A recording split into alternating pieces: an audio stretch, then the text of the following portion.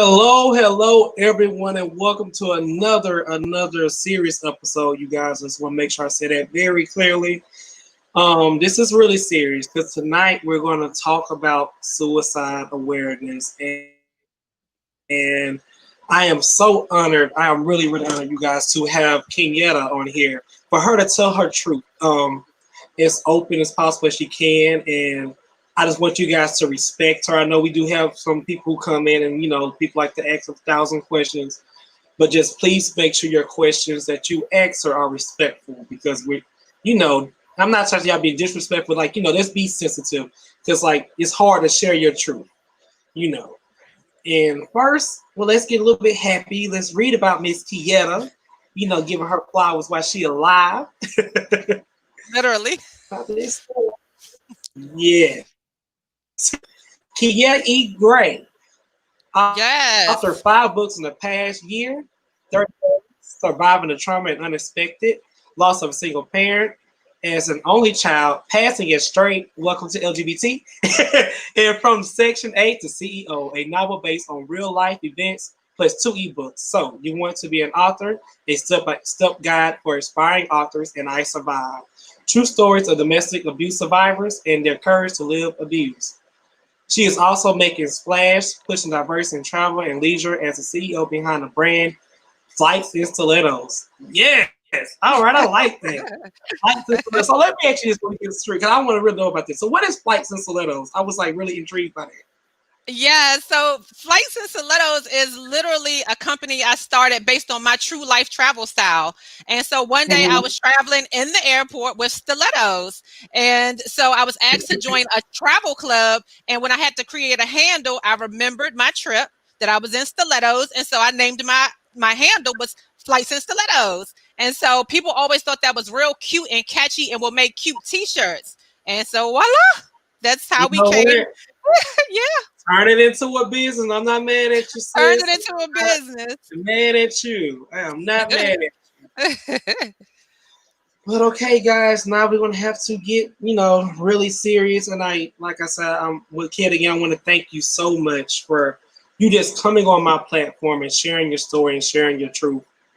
So, Kia, we're here to talk about Suicide Awareness Month, and I just Yeah. want to share a quick story that's really touching to me, that's near and dear to my heart. I had a cousin who was successful in committing suicide at 11 years old.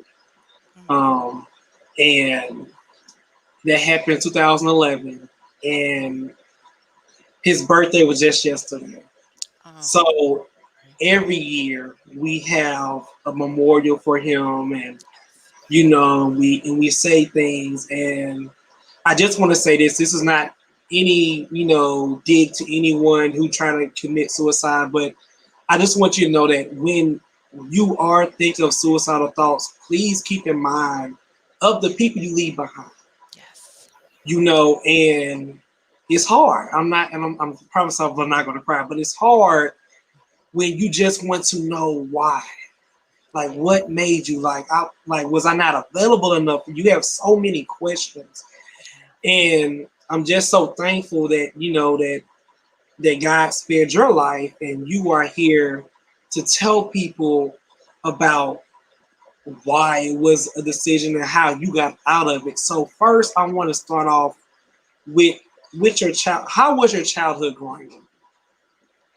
I had a relatively normal childhood. I was raised by a single mother, Okay. and but I did suffer some abandonment issues because my biological father started a new life without me. And when I Yeah. was in my teens, my stepfather, my mother remarried, and my stepfather literally left his wedding ring on the bathroom counter. We never heard from him again.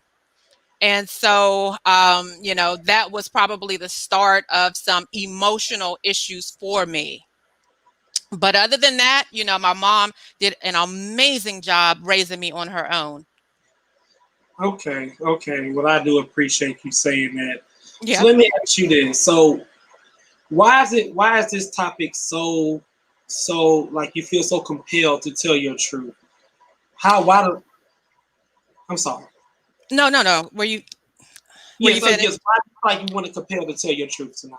Yes, because I feel that people need to understand that even when you get to your lowest and you are thinking about ending your life, that it is possible in the 11th hour to turn that thing around and to survive and to become healthy and to thrive. And so I am the proof of that.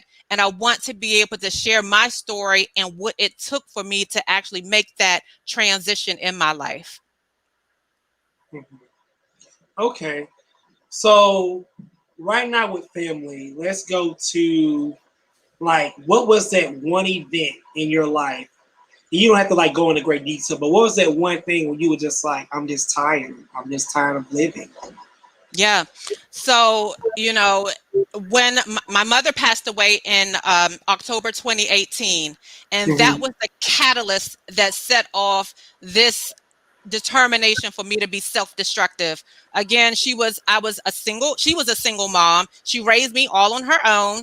She was adopted, so she has no additional family. So when I lost her, that's it. There's no trace of her.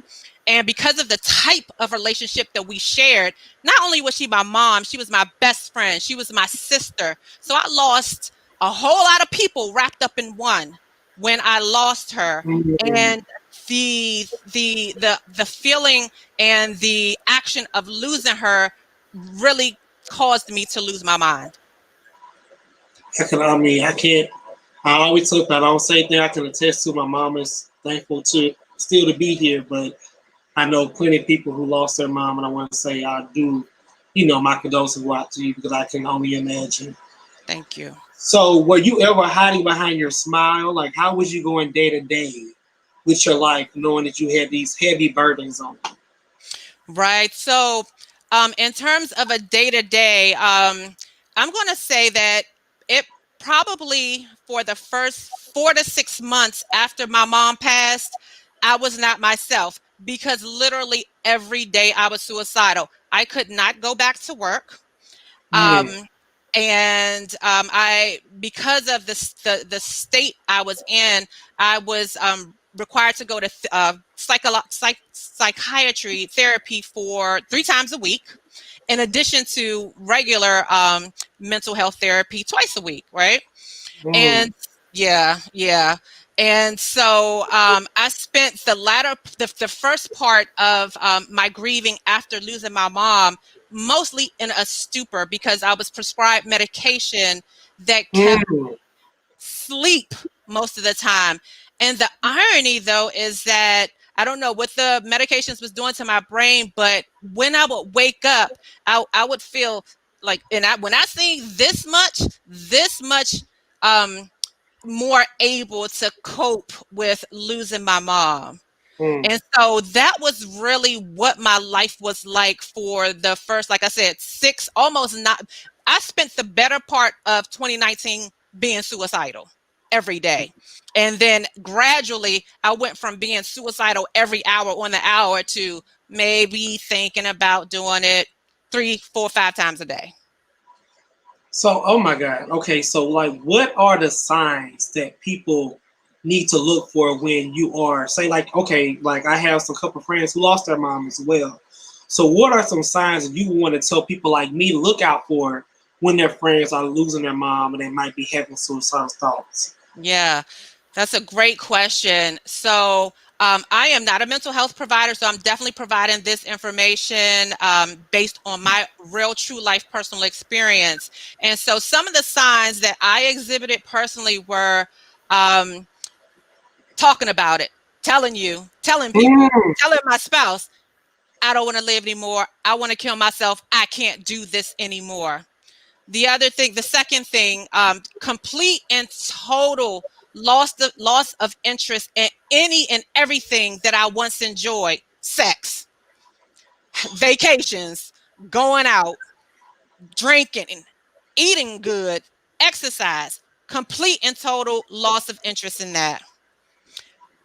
Just probably making social media posts about my despair, my dissent, missing my mom. And so that is something that you definitely want to look out for, because people do, exhibit signs. And the one thing I want to say about social media, and a lot of people don't know that, is when people are posting different things on social media that make you think that they're suicidal, you don't have to know them to report to the social media platform that, hey, I think that there's something going on with this person. Can you guys investigate this?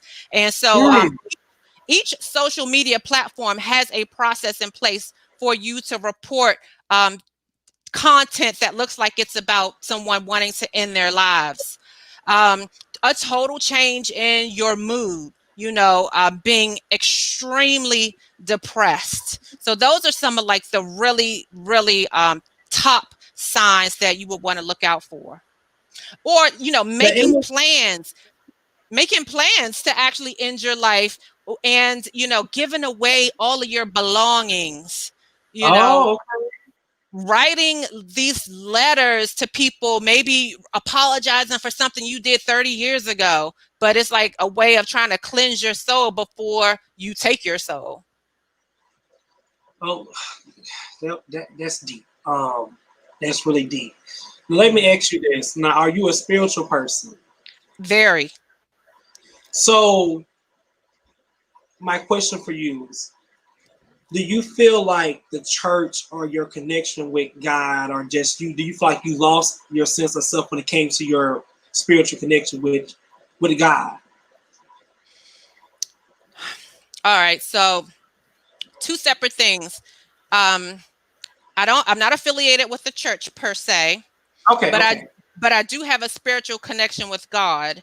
And to go a little bit even deeper, I connected with someone that is a spiritual person that was able to help me understand, what happens in the afterlife, what has happened with my mom, where she is, how she's doing. And so some of those factors and those conversations played into my decision to rethink whether or not ending my life was something that I really wanted to do. Oh wow. Okay, and I want to ask you this because you had a spouse at the time. Yes. Could your spouse have done anything different? Like, could your inner circle weakness say your inner circle, who you consider your best friends, who you consider your day ones, and your spouse? And do you have any children? I didn't ask you that. Yes. So I do have two adult children, and I'm glad that you asked that. But in terms of my spouse is really the only person that had insight to my demise, right? Mm. I didn't really have a lot of connections with friends because I isolated myself. I didn't want to be bothered with anyone during those 3 to 6 months when I was really in that mindset that this is going to be it for me. In reference to my kids, I think that that's an excellent question, because as suicidal as I was, for some reason, I was able to turn that off, because guess what? I wanted my children to see me as somebody that was strong and that could then shoulder their burdens, because guess what? They're dealing with the loss of their grandma. And so I had to put this fake smile on and still be there for them. And then as soon as they left, go back down to being my true self. And that was really, really hard for me. But I did not want my kids to think that, damn, I can't talk to my mom. Who can I talk to? So I still wanted to be there for them. So at the end of the day, the only person that knew what I was going through and that had to shoulder it all was my spouse. So, could your spouse have done anything differently? Do you feel that would have helped you change your thinking of suicide thoughts? She did everything that she could. And one of the things that she said, which I talked about in my book, 30 Days, is, Kinyatta, is your mom the only person that you loved? And it was something about her saying that. I mean, what about us? What about the kids? Don't you love us? Aren't we worthy of you staying here and being with us? What are we going to do without you? And in my weakest, most depressed state, I was like, I don't care. I don't care what y'all do. I want to go be with my mom. But as I began to, start to be able to think more rationally, I started to think, yeah, what would they do? What would my daughter do? My daughter is going to feel like me, you know. Mm. So, those are the kind of things that I started to think about when I started to try to, decide that you come to terms with maybe that is not the answer. Okay. So with that day that you was like, this is the day I'm going to end it all. I'm just tired. I want to see my mom. What was that day like for you?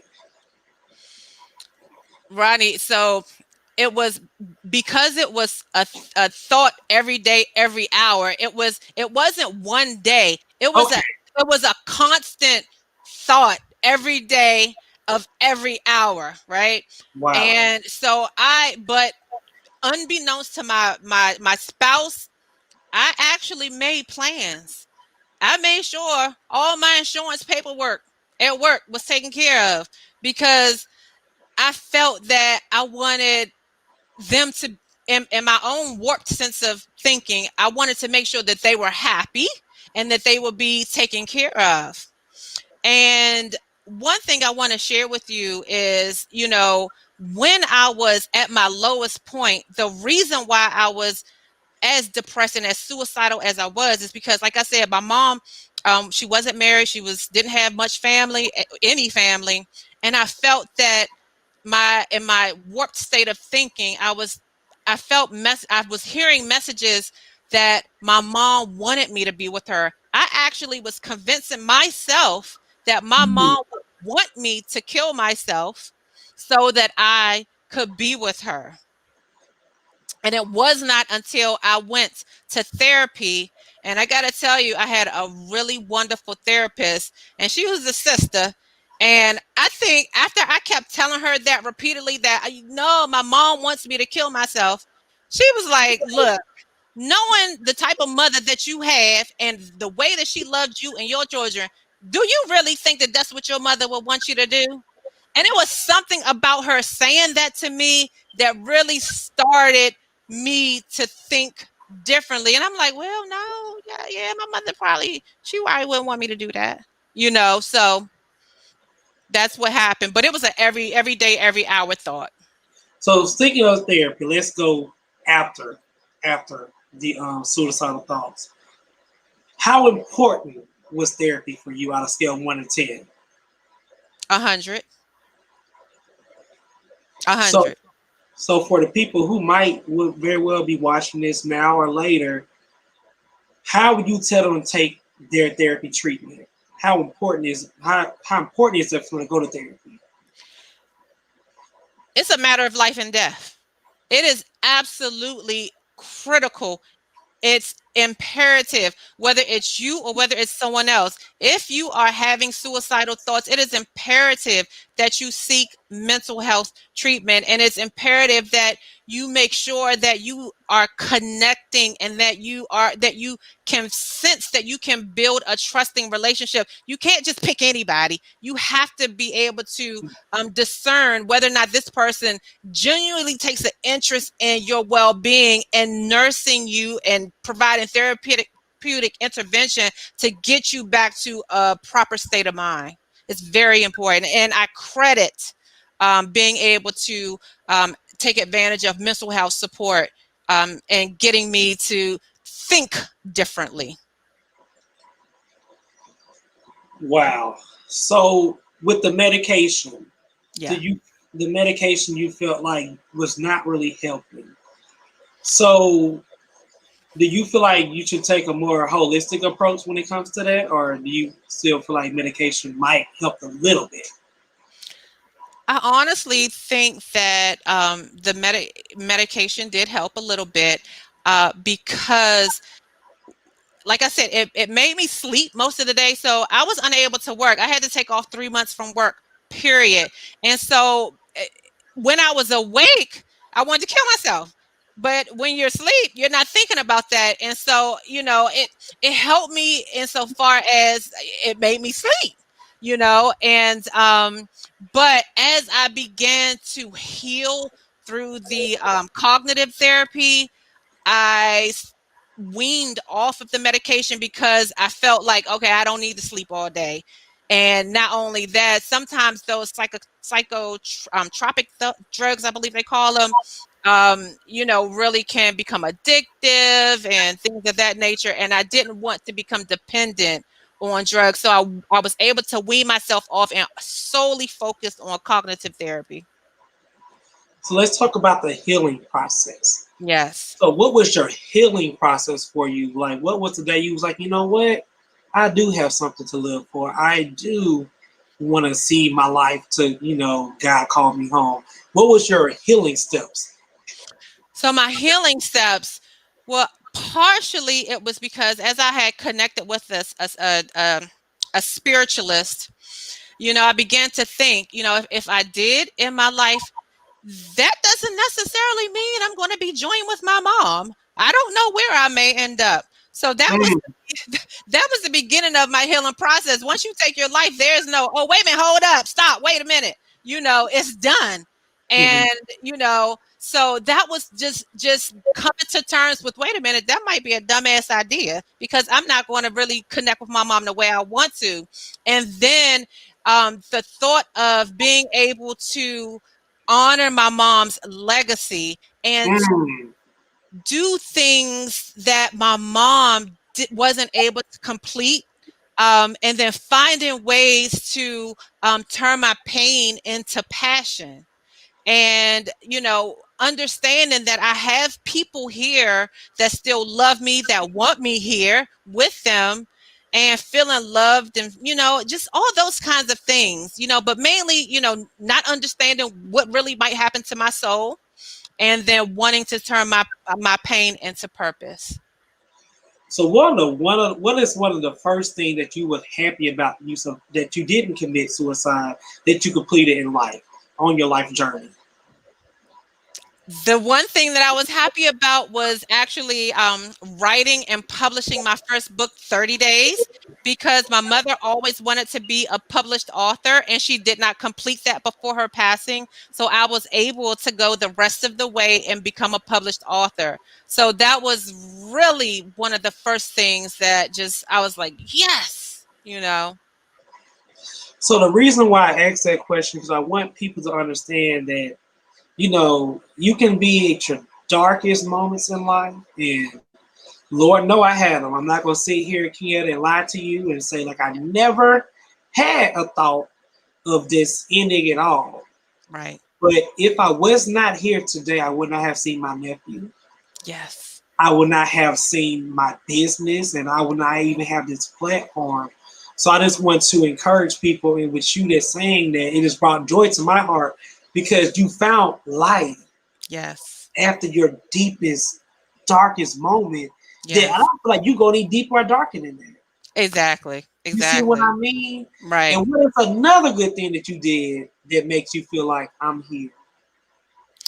I continued with, I had started this business when my mom was alive, Flights and Stilettos, and she Mhm. adored Flights and Stilettos. And so I didn't give it up. I kept going, I kept going with that. So, yeah. And I think it makes her proud. Yeah. And so I'm doing a lot of other things, for myself personally. But, so for example, next month I connected with her last employer who they adored her, and I said, you know what? We need to partner up and do a tree planting ceremony to honor her. And so this is the first time ever that this multi-million-dollar corporation has ever done anything. And so Mm. like that, to honor someone that has passed. And so just continuing to think of those kinds of things to keep her memory and her legacy alive. It really energizes me. That's beautiful. That's really like I saw you perk up. You know Yeah. what I mean? Like Uh-huh. when I see we talk about your mom, you get in this understanding place. But when Right. you could talk about like I'm doing this for my mom, you had Yes. so much life in your voice. You get Thank what I'm you. saying? You had I so much do. life in your voice, Yes. and I just want to say that I'm glad you're here. If nobody else tell you that, Thank I'm you. glad that you're here. I'm Thank glad to hear you. that you are able to go from Section 8 to being a CEO. So let's talk about that. That's something to celebrate. What does Section 8 to CEO mean? It is true. Uh, so you know what? I went through this shift after I lost my mom, right? And so I have become like this open book because whatever I can do and say to inspire others, that's what I want to do. Like that's my purpose now. So from Section 8 to CEO is loose. It's a novel, but it's loosely based on my personal life. So yes, at some point in my early late teens, early 20s, I was on Section 8, struggling single mom. And so eventually I worked my way up into being able to transition from Section 8 to buying my first home with 1 acre of land.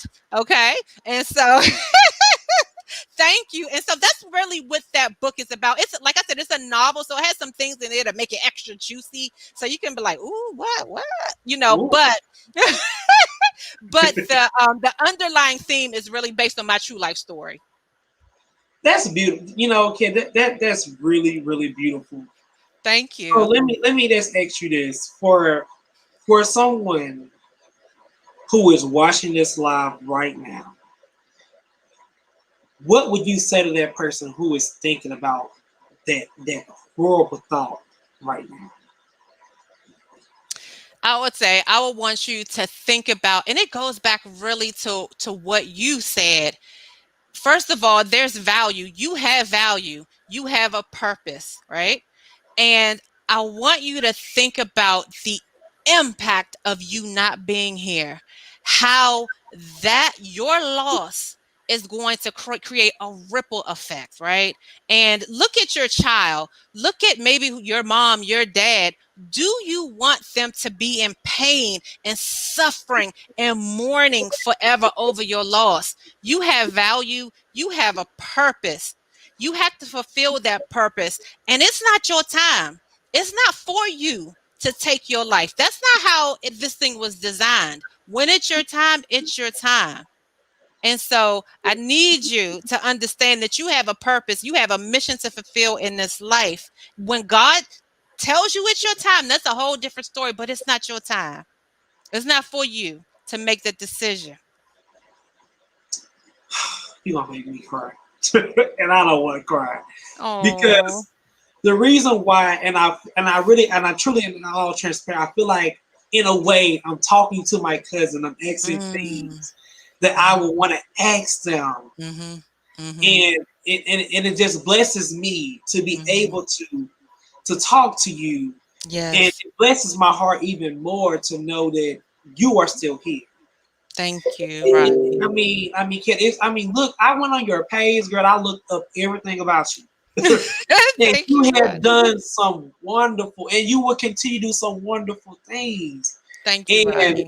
and I want to say thank you from the bottom of my heart and my followers' heart for you coming on here, Kiana, and sharing your story, your truth, in your way. Thank That's you, Rodney. Thank you. that's And I appreciate you for inviting me. And you have to understand that every time I get to talk about that, it's a healing. It is a healing. If I say something that has sparked a thought in somebody else's mind and they change or they think about something differently, I'm living out my purpose. So thank you for inviting me on this show. thank you. I just want to say this is one of the most emotional, but happiness interviews I have ever done at the same time. If that makes sense. I don't know how to explain it. But at this time, let's just talk about everything that you have going on. What are Yeah. you doing? The reason why Kinyatta is here, baby. Like, let's hear all about you right now. Thank you. So, I mean, you talked about, in the intro, a lot of what I'm doing. So, my latest release, the book I Survived, I teamed up with 4 other women who are survivors of domestic violence, just like myself. And it's a free download. And I created that book and I selected different people that experience different forms of domestic violence because a lot of times when you think about domestic violence, you think about a heterosexual man being a woman. But in that book, there are 5 six different stories of like a man that's getting abused, a daughter that's getting abused because her mother is envious of her, and other kinds of different stories. And so because we're entering Domestic Violence Month, I know that I'll probably be talking about that book a lot. And so I created it as a free resource so that there are no barriers. And it's not that it's a blueprint on what you should do, but it's saying, okay, this is what we experienced. This is how we handled it. And we survived, and we're telling you how we survived. So that's a big thing. And then just 2 months ago, I launched my second collection of my Glam Girl beach towels. And I'm telling you, these towels are everything. And so I created this line of beach towels that depict women of color in a stylish and a sophisticated manner at the beach. And so they're literally like artwork on a beach towel. And so they're being spotted everywhere. And last week it was spotted on, are you familiar with Fashion Bomb Daily? Yes, yes. Yes, honey. Did you see my beach towels with Claire Somers? That's your towel? Yes, that's my towel. You saw it. Look at you. See, I'm trying to tell y'all, it's life. It's life to live. It's life. Yes. And I mean it. That's your towel. That's my towel, baby. So just imagine if I wasn't here, I would never have seen my towel on Fashion Bomb. So, so that's what I'm doing. And then, like I said, the big thing next month is the tree planting at the multi-million-dollar organization for my mom. And then I don't know what Camille has in store for me. It's always something new. So yeah. So I do want to ask you this, because you are a creator. You do have things going on. Yes. I want to ask you this one question. Wouldn't be me if I wouldn't be me if if I didn't ask this question. Even though I know we talked about some sad stuff, let's talk about something that we give some nuggets to people. So if you can leave somebody with one nugget, one nugget you leave somebody with trying to start your own business. Right. So the one nugget that I think that I would share is that branding and having a point of view is very important. When I first launched my business, Flights and Stilettos, I actually created my website. It was all over the place. It was crazy. I was wondering why I wasn't getting no sales. So someone said, you know what, Kinyatta, they said it real nicely. You ever think about redoing your website? I was like, okay.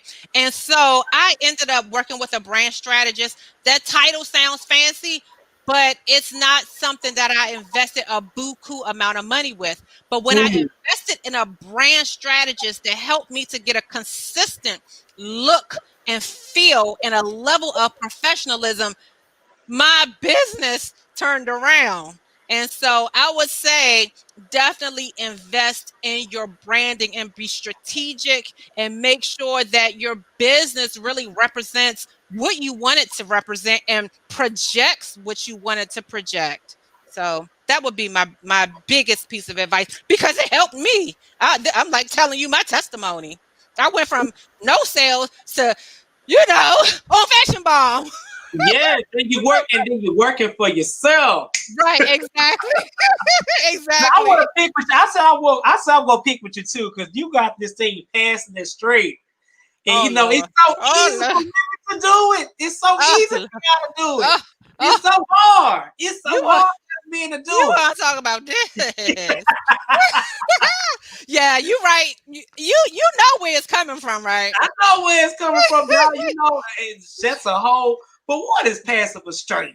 Passing it straight. Okay, so the title "Passing It Straight" is a play off of how back in the day people were pass as white, and we seen in the recent headlines, you got some white women passing as black.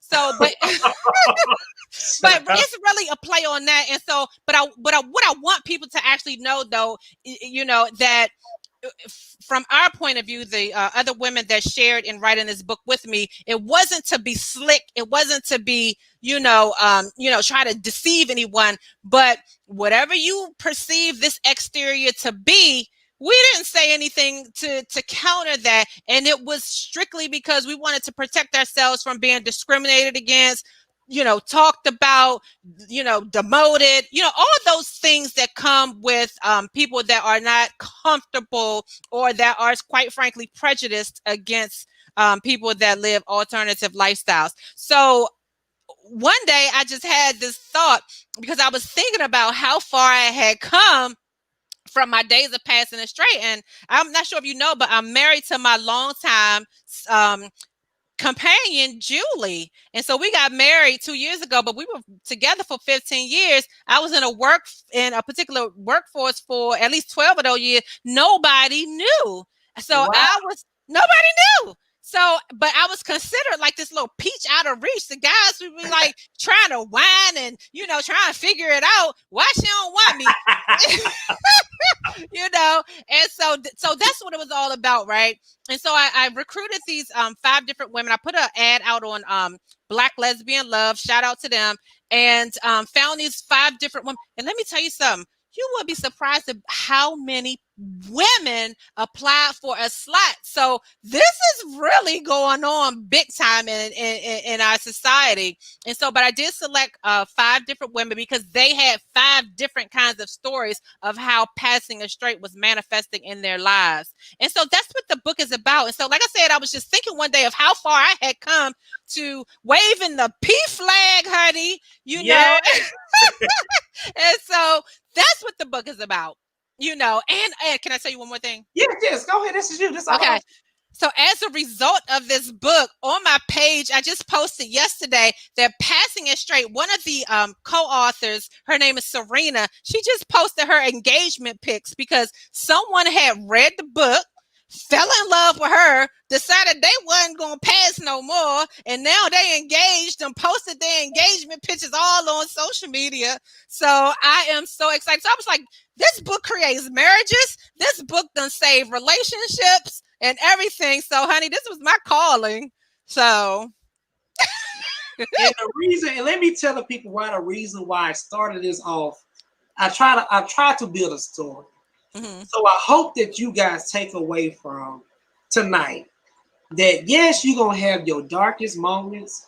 Yes, you're going to, things that happen in your life. You feel like it's not worth living. But Kinyatta, yes, is that example that your life is worth living. I hope I showed you that you can go down and come right back up. And she's still somewhere, y'all. So I want everyone tonight, I want to encourage you tonight that your life is worth living. And Kinyatta, yes, thank you so much. Beautiful. Yes. I truly enjoyed this. Hope you enjoyed this as well. Oh, absolutely, Rodney. Absolutely. And I thank you so much for being interested in my life. Yes, thank you. Yes. And I want to bring you back for domestic violence because I have been through that, unfortunately. And I know it's October, so I already know what month it is. Yes. So I want to have you back on, sister. I would be honored. Yes, but thank you guys so much for Let's Chat with Rodney, and we will see you guys on Tuesday. Good night. Good night.